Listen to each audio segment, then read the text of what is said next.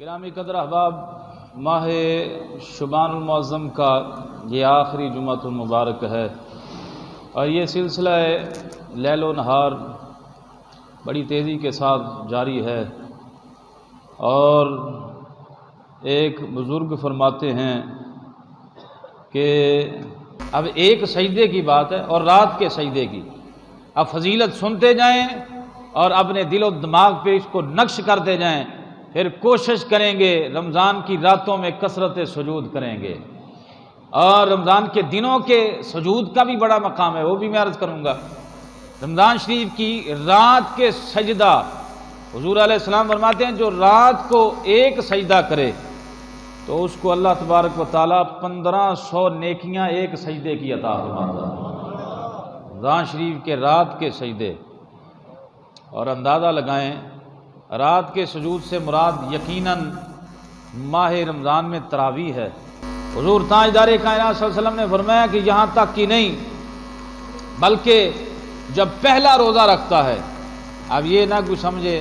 ابھی پہلا روزہ ہی رکھا تو پچھلے سارے گناہ معاف ہو گئے، ہن اگلا رکھن دی لوڑ ہی کوئی نہیں۔ آقا کریم علیہ السلام نے فرمایا جو پہلا روزہ رکھتا ہے اللہ اس کے پچھلے سارے گناہ معاف فرما دیتا ہے۔ اللہ کی پہلے روزے ہی اللہ کی کرم نوازی کا عالم دیکھیں اور اس کی شان بندہ نوازی دیکھیں کہ پہلا روزہ رکھا ادھر بندہ مومن نے، اللہ اس کے پچھلے سارے گناہ معاف فرما دیتا ہے۔ اور فرمایا پھر 70,000 فرشتے 70,000 فرشتے اس کے لیے دعائے مغفرت کرتے رہتے ہیں۔ 70,000 فرشتے، یہ ایک سجدے کا بدلہ ہے، ایک سجدے کا بدلہ۔ اور پھر اس کی عظمت، مقام و مرتبہ، تاجدار کائنات، تاجدار عرب و عجم، تاجدار ختم نبوت صلی اللہ علیہ وسلم نے ارشاد فرمایا جب پہلی رات آتی ہے تو پھر فرمایا کہ جنت کے دروازے اللہ کھول دیتا ہے، پھر آخری رات تک بند نہیں ہوتے، جنت کا دروازے کھل جاتے ہیں، 8 کے 8 دروازے، اور فرمایا کہ جہنم کے سارے دروازے بند ہو جاتے ہیں، سارا رمضان نہیں کھلتے۔ وسلسلۃ الشیاطین، اور اللہ شیطانوں کو جکڑ لیتا ہے، شیطانوں کو، جو بڑے شیطان ہوتے ہیں ان کو پابند سلاسل فرما دیتا ہے۔ اب یہ رمضان شریف کی عظمت، ایک جنت کے دروازے کھل گئے، دوزخ کے بند، شیطان بند، اور دوسرا حدیث پاک میں ہے نبی کریم علیہ السلام نے ارشاد فرمایا انسانوں کے علاوہ جتنی بھی مخلوقات ہے اللہ کے علم میں ہے، اللہ عالم الغیب اور اللہ بہتر جانتا ہے، جتنی بھی مخلوقات ہے اللہ ساری مخلوق اللہ کا ذکر کرتی ہے، اپنے اپنے انداز میں ذکر کرتی ہے، درخت بھی، پتے بھی، اشجار بھی، انہار بھی، یہ ریت کے ذرات بھی، یہ کائنات کا ذرہ ذرہ، کائنات کے مناظر ہمیں نہیں نظر آتا لیکن ذکر ہے، اور ان کی زبانیں ہمیں سمجھ نہیں آتی، اللہ جانتا ہے کون کس انداز سے اللہ کے ذکر میں محو ہے۔ لیکن جیسے ہی رمضان شریف کی آمد ہوتی ہے اللہ تبارک و تعالیٰ سب کو روک دیتا ہے، فرماتا ہے بس بھئی آج کے بعد ذکر، تسبیح، تحلیل والا عمل موقوف کر دو۔ یا اللہ کیا کرنا ہے؟ شجر و حجر کو، نباتات کو، جمادات کو، دریاؤں کے اندر مچھلیوں کو، سمندر کی لہروں کو، اور ریت کے ذرات کو، جتنی بھی مخلوقات ہے اللہ سب کو منع کر دیتا ہے آج سے لے کے پورا مہینہ میرا ذکر، تسبیح، تحلیل کچھ نہیں کرنا۔ یا اللہ کیا کرنا ہے؟ تو اللہ فرماتا ہے کہ آج کے بعد پورا مہینہ جب بھی روزہ دار دعا مانگے گا تمہارا کام آمین کہنا ہے۔ یہ پورا مہینہ ساری مخلوقات کی ڈیوٹی اور ساری مخلوقات کو پابند کر دیتا ہے اللہ۔ یہ کتنا پیار ہے اس امت کے ساتھ اللہ جل شانہ کا کہ ساری مخلوق کو روک دیا، کہا آج کے بعد آپ نے کوئی ایسا عمل نہیں، بس ایک ہی عمل کرنا ہے، یہ دعا مانگی جائیں گے تم نے آمین کہتے رہنا ہے، بس ساری مخلوق آمین کہے گی۔ تاجدار کائنات صلی اللہ تعالی علیہ وسلم نے اسی طرح ماہ شعبان المعظم سے قبل ایک دن پہلے شعبان کے دن میں حضور علیہ السلام نے اس کی عظمت کو، اس کے مقام و مرتبے کو بیان فرماتے ہوئے حضور سرکار مدینہ صلی اللہ علیہ وسلم نے فرمایا قد اظلکم شہر عظیم، فرمایا میرے غلاموں تم پر ایک ایسا مہینہ سایہ فگن ہونے والا ہے جو شہر عظیم ہے، یعنی عظیم مہینہ ہے۔ اب یہ نہیں کہا کہ اس کی فلاں ساتھ فلاں ٹائم عظمت والا ہے فلاں نہیں، فرمایا شہر عظیم، اس کا ایک ایک لمحہ عظیم ہے، اور اس کا ہر جو ہے وہ حصہ جو ہے وہ عظیم حصہ ہے۔ اس کی راتیں بھی، اس کی صبح بھی، اس کی شامیں بھی، اس کی دوپہر بھی، اور اس کی فجر ظہر عصر کیا ہے، فرمایا کہ اس کی راتیں دن ہر لمحہ ہر ساتھ جو ہے وہ عظیم ہے۔ یہاں تک عظمت والا اس مہینے کو جو آنے والا ہے بنا دیا، فرمایا کہ عام دنوں میں بندہ کھاتا ہے ثواب نہیں، پیتا ہے ثواب نہیں، سوتا ہے تو ثواب نہیں، لیکن فرمایا کہ رمضان کو عظیم اس لیے کہا گیا، خالق کا ایک وجہ کہ اس لیے کہا گیا کہ بندہ مومن روزہ رکھتا ہے، روزے کی نیت سے کھاتا ہے تو اللہ اسے ثواب عطا فرما دیتا ہے، پیتا ہے تو اللہ اسے ثواب عطا کر دیتا ہے، فرمایا سوتا ہے تو سوتے ہوئے زبان ذکر نہیں کرتی، دل ذکر نہیں کرتا، لیکن فرمایا کہ اللہ ہڈیوں کو ایسی زبان عطا کرتے تھا، سویا ہے لیکن اس کا جسم جو ہے عبادت ہی کر رہا ہوتا ہے، اس کا سونا بھی عبادت ہے۔ یہ عظمت ہے آنے والے ماہ مکرم۔ لوگ پریشان ہو جائیں، لے بھائی ہون کی بنے گا، روزہ رکھنے سے کبھی بندہ مرتا نہیں ہے، یہ دل سے یہ ذہن سے بات نکال دینی چاہیے۔ بندے کھانے پینے کے بڑے کئی شوقین ہوتے ہیں، لے بھی ہون کی بنے گا تو کچھ بھی نہیں ہوتا، بلکہ یہ پورے سال کے بعد یہ جو مہینہ آتا ہے یہ میڈیکل سائنس اور حکماء کی سرچ پڑھ کے دیکھ لیں، اللہ تبارک و تعالیٰ کی بہت ساری حکمتوں میں ایک تو اس کا حکم ہے، لیکن فرمایا کہ جن کے معدے اور جن کے جسم درست نہیں ہوتے وہ 30 روزے رکھ لیں، اللہ ان کو جسمانی طاقت بھی اور معدے کی بیماریوں سے بھی شفا یابی عطا کر دیتا ہے۔ یہ رمضان شریف کا طبی فائدہ بھی ہے، روحانی فوائد تو ہیں ہی کہ اس سے قلب و جو ہے وہ دماغ میں انوار و تجلیات کی برسات ہوتی ہے، بندہ کثرت سے تلاوت قرآن کرتا ہے، کثرت سے نوافل پڑھتا ہے اور پھر ذکر فکر میں لگا رہتا ہے۔ تو آقا کریم علیہ السلام نے فرمایا شہر عظیم، میرے صحابہ یہ عظیم مہینہ آ رہا ہے، اور فرمایا کہ شہر مبارک، یہ مبارک مہینہ ہے، یہ بڑا مبارک مہینہ ہے۔ اب اس کی مبارک کے ہونے کی وضاحت فرماتے ہوئے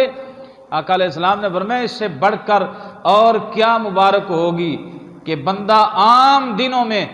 نفل پڑھے تو نفلوں کا ہی ثواب ہے، لیکن رمضان میں نفل پڑھے گا تو اللہ فرضوں کا ثواب عطا کرے گا، اور جو فرائض ادا کیے جاتے ہیں فرائض کا 70 فرائض کے برابر اللہ ثواب عطا کرے گا، فرائض کا 70 فرضوں کے برابر۔ گرامی قدر احباب، اسی طرح حضور سرکار مدینہ صلی اللہ علیہ وسلم نے ارشاد فرمایا شہر المواسات، یہ ہمدردی کا غم خاری کا مہینہ ہے، یہ ہمدردی کا مہینہ ہے، غم خاری کا مہینہ ہے، احساس کا مہینہ ہے۔ معنی یہ کہ اس مہینے میں بندے کو احساس ہوتا ہے، ایک تو غم خاری کرتا ہے، خرچہ کرتا ہے، اور دوسرا سارا سال بھی اگر کوئی غریب اور فقیر بندے، بھوکے بندے کی کوئی بندہ وضاحت کرتا رہے، تفصیل بیان کرتا رہے،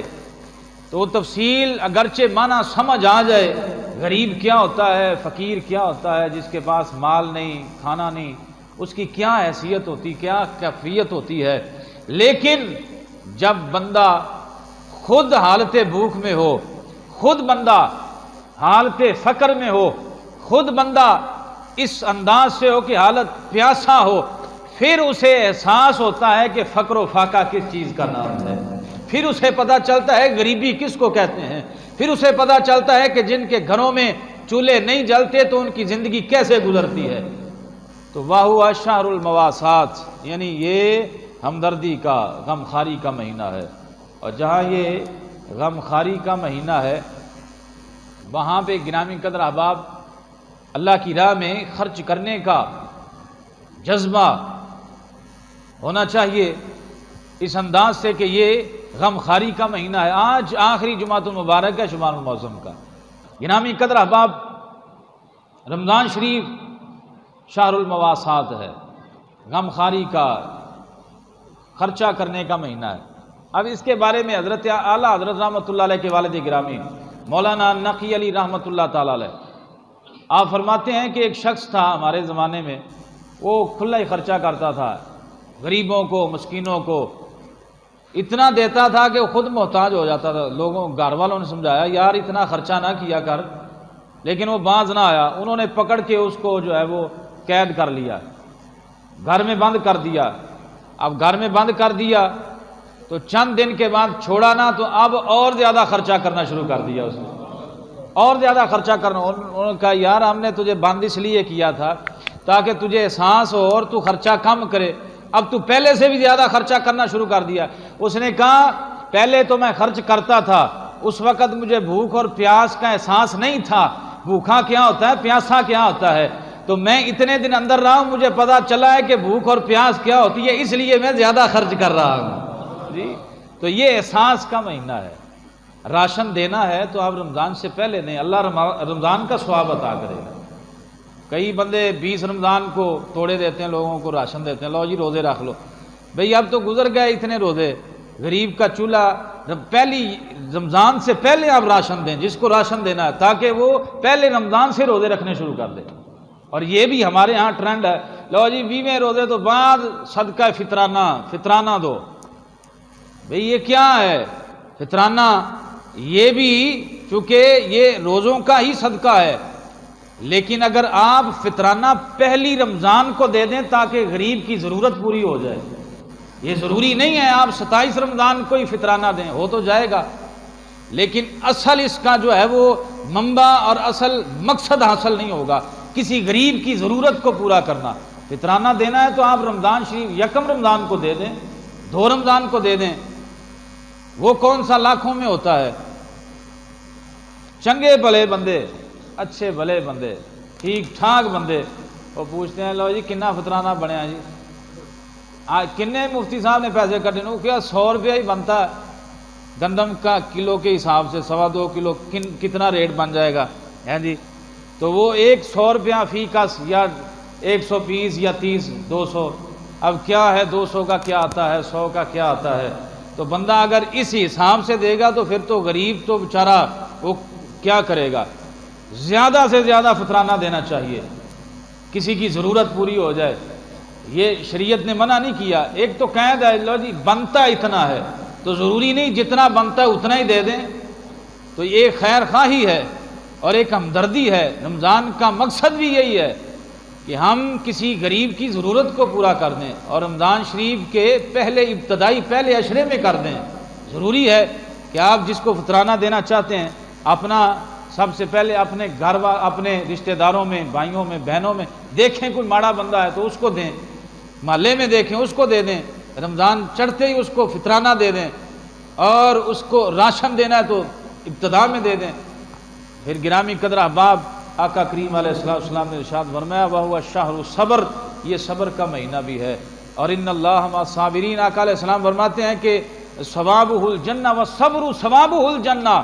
تو جو اس مہینے میں صبر کا دامن تھام کے رکھتا ہے تو پھر اس کا اجر اللہ جنت ہی عطا کرتا ہے۔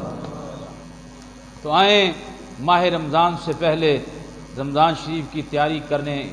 اور اپنے اندر یہ جذبہ اور اپنے اندر یہ جو ہے وہ ولولہ اور اپنے اندر یہ عزم مصمم کر لیں کہ انشاءاللہ اللہ کرے یہ ماہ رمضان شریف ہمارے ملک کے لیے ترقی کا باعث ہی بن جائے۔ لوگوں نے، حکمرانوں تو کسر نہیں چھوڑی، لیکن اللہ ہی کرم فرمائے، معیشت ٹھیک ہو جائے، لوگوں کے کاروبار اچھے ہو جائیں، جن لوگوں کو پریشانیاں ہیں رمضان کی آمد کا برکت کا صدقہ اللہ ان پریشانیوں سے دور کر دے، اور رمضان شریف کی آمد ہے، اور اللہ تبارک و تعالی جل جلالہ سے اس دعا کے ساتھ، یا اللہ ہمیں پچھلے رمضان میں بس یہ دل برداشتہ ہو کے ہم نے گزارا تھا، ان کی توجہ مسجدوں سے ہٹا دے، بس ان کی توجہ مسجدوں سے ہٹا دے، ہم دل کھول کے اکٹھے مل کے عبادت کریں، اور اکٹھے مل کے جو ہے وہ اللہ کی بارگاہ میں سجدہ کریں اور جبین نیاز جھکائیں، اور انشاءاللہ تعالی جو پاک صاف رہتا ہے اور جو اللہ کی بارگاہ میں جبین نیاز جھکاتا ہے اور جو قرآن کی تلاوت کرتا ہے وَنُنَزِّلُ مِنَ الْقُرْآنِ مَا هُوَ شِفَاءٌ وَرَحْمَةٌ لِّلْمُؤْمِنِينَ، فرمایا قرآن تو شفا ہے ایمان والوں کے لیے، دین تو شفا ہے اور یہ دین سارے کا سارا خیر خواہی کا نام ہے۔ تو لہٰذا انشاءاللہ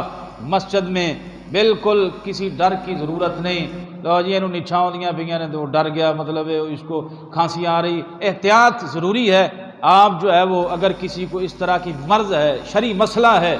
یہ مفتیان اکرام نے یہ مسئلہ بیان کیا، کسی بندے کو کوئی عذر نہیں،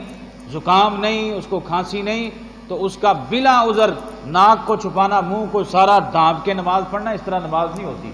اگر کسی کو ڈر ہے، خطرہ ہے، وہ ایک علیحدہ بات ہے، یہ عذر ہے۔ اگر شرعی عذر ہے تو پھر ٹھیک ہے، ماسک لگائیں اور پھر احتیاط کریں، اس کی بھی شریعت، لیکن جان بوجھ کے فیشنی طور پہ بندہ ویسے ہی ماسک، اتنے بڑے بڑے ماسک پہن لے اور جناب دستانے ہاتھوں میں چڑھا لے، کیا ہے؟ اللہ ہی بیماری لگاتا ہے اور اللہ ہی دور کرتا ہے، اتنا یقین کر لینا چاہیے بندے کو، بیمار بھی اللہ ہی کرتا ہے اور شفا بھی اللہ ہی دیتا ہے۔ اللہ تبارک و تعالی جل وعلا ماہ رمضان شریف کی رحمتوں سے ہمیں مستفید ہونے کی توفیق عطا فرمائے۔ وما علینا الا البلاغ۔